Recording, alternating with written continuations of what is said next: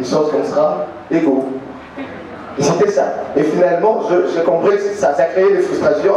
J'ai essayé en tout cas d'essayer un peu de changer des sujets pour que finalement, une fois qu'ils se seraient retrouvés ensemble, d'en parler de façon beaucoup plus large. Donc voilà un peu ma question.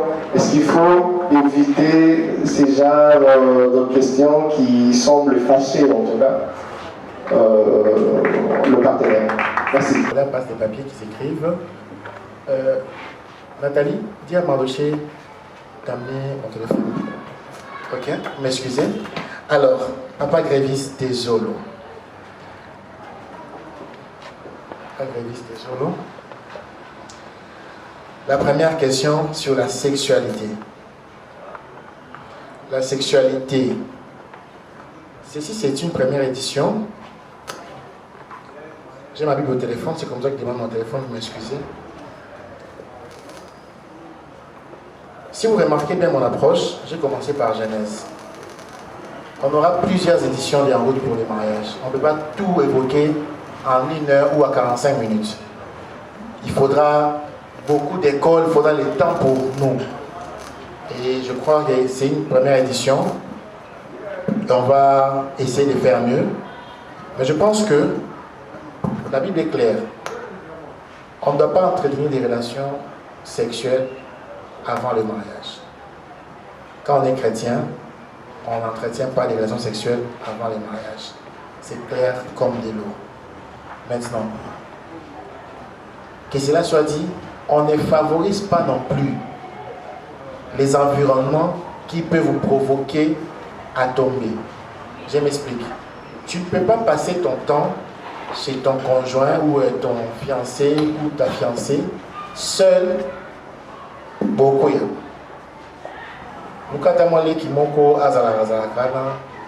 Si tu veux peut-être passer les voir, je ne sais pas, l'aider, bien que je n'encourage pas trop que la femme fasse des tâches ménagères pendant qu'elle n'est pas encore mariée. Donc, il faut éviter, avant les mariages, de se comporter comme un marié.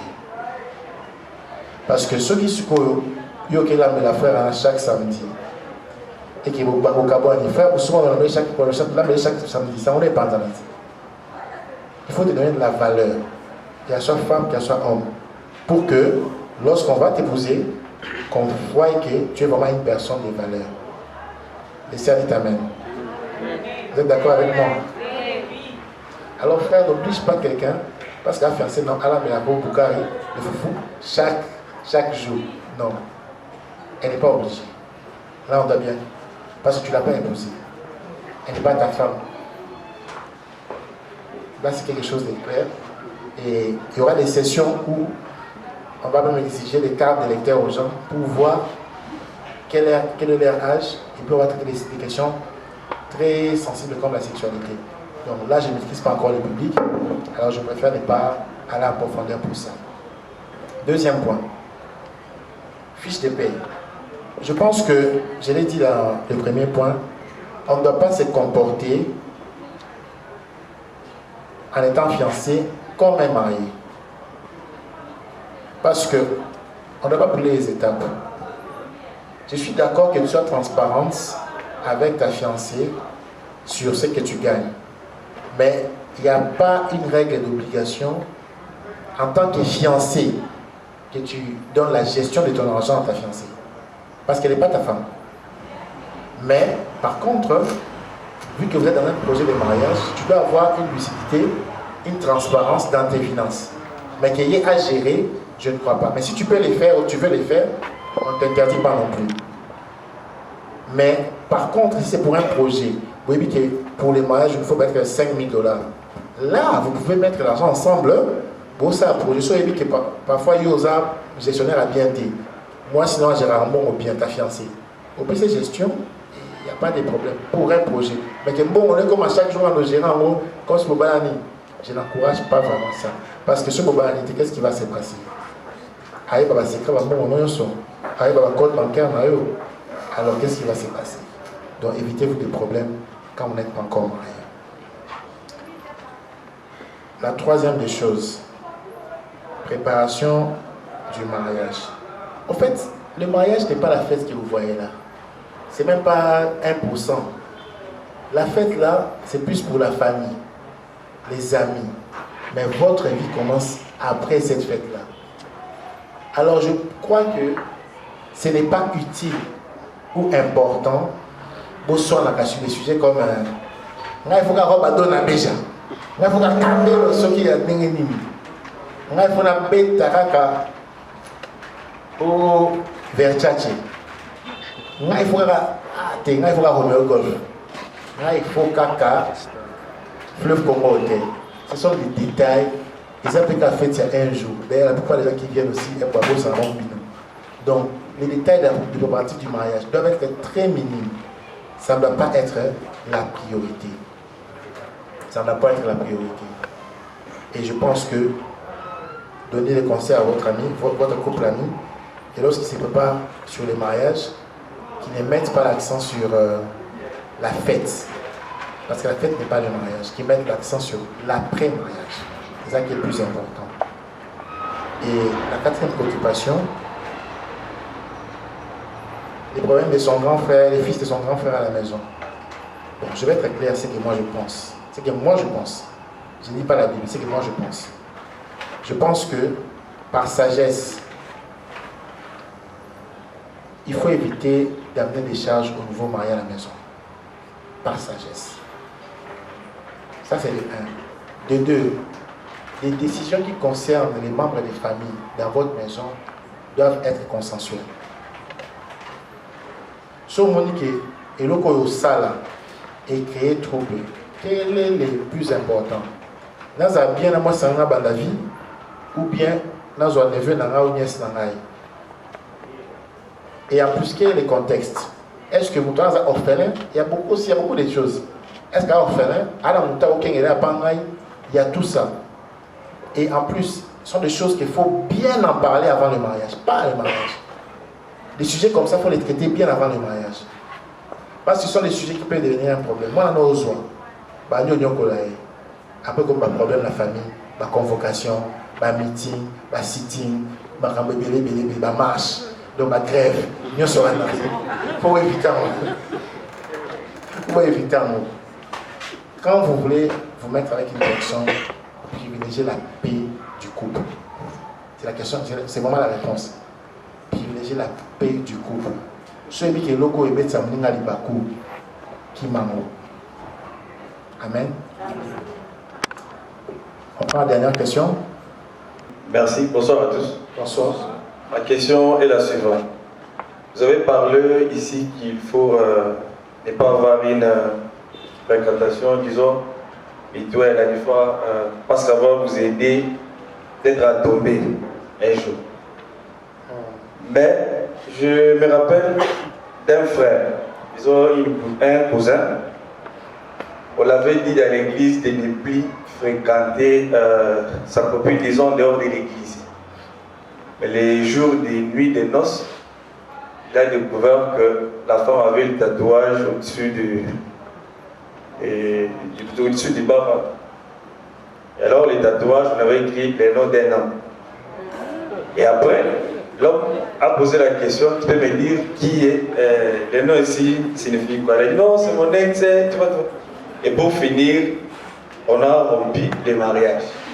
Et en fait, la nuit des noces, c'était pas même dans leur maison. Ils étaient allés louer ici, sur l'hôtel d'Oasis, quand vous descendez vers Bandar, je pense. Alors, ils se sont séparés. Et c'est pas maintenant, là-bas, à qui la faute? C'est l'homme, c'est la femme, c'est la famille ou c'est l'église? Ma deuxième question. Vous avez votre fiancé, au début ça marche bien. Il y avait un certain moment, commencez à emboîter, commencez à découvrir que les choses auparavant, ça commence à ne pas marcher. Comment? Par exemple, vous l'appelez au téléphone comme d'habitude, et décrocher, de parler, de dire des beaux mots. Ça commence que quand vous l'appelez au téléphone, elle ne décroche pas.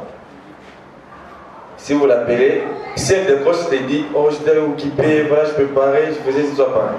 Et si vous suivez, elle n'était pas à la maison. Donc, si elle vient chez vous, elle ne vient pas avec son téléphone. Si elle n'est pas à la maison, ce téléphone passe, elle ne décroche pas. Si vous appelez sa sœur, elle n'est pas à la maison. La raison, mon téléphone était... J'avais oublié mon téléphone à la maison. Si ces habitudes-là continuent chaque fois, qu'est-ce que, en tant que responsable, je peux prendre quelle décision? Merci. Mais écrivez en tout cas, écrivez, sentez-vous à l'aise. J'espère que vous avez pris le nom de tout le monde qui est entré ici. La liste a circulé. La liste a circulé. Ok. Alors, le cas ici apparemment est très personnel. Hein. Comme j'ai dit, s'il vous plaît, soyez honnête. Est-ce que tout le monde a 18 ans en plus ici? Qui n'a pas 18 ans ici? Qui lève la main. Qui a moins de 18 ans?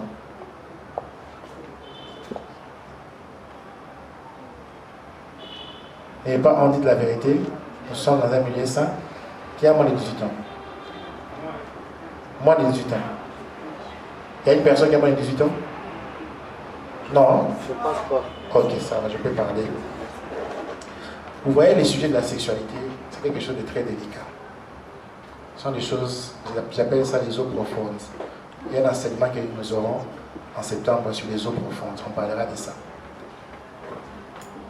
Dieu nous met devant un dilemme. Il nous dit, pas de relations sexuelles avant le mariage. Mais en même temps, on ne sait pas savoir si la femme est vierge, si elle a connu d'homme avant. C'est un mystère. Donc c'est un dilemme. Alors, la Bible dit, l'homme spirituel juge de tout. C'est là maintenant que ta spiritualité intervient. Parce que Dieu te met devant un dilemme. Donc tu ne peux pas faire ça. Alors tu dois élever ta spiritualité pour avoir accès à certains détails que tu n'as pas. Parce que tu ne peux pas goûter avant les mariages. Vous voyez? Il faut appliquer ce qu'on appelle les discernements. C'est très facile de les savoir. Je vais vous donner 2 tactiques.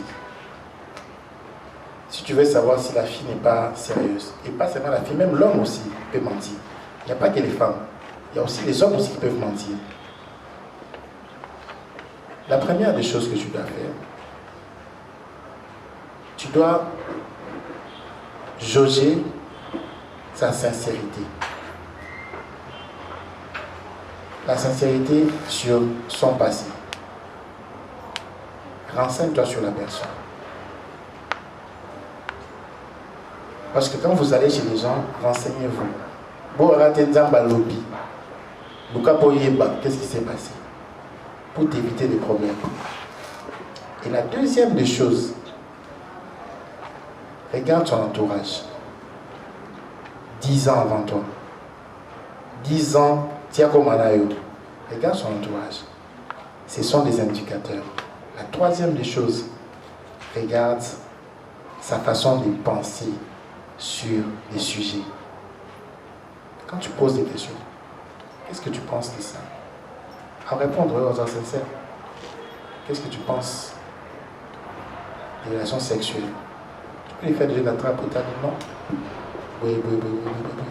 Tu peux venir chez toi. Tu fais des jeux d'attrape pour voir qu'est-ce que la personne pense. Parce que je ne peux pas encourager, jamais dans l'église on va encourager les sexes avant le mariage. On ne peut pas encourager ça. Dieu interdit ça. Mais il faut avoir les discernements et spirituels quand tu pries, mais aussi les bons sens, la sagesse.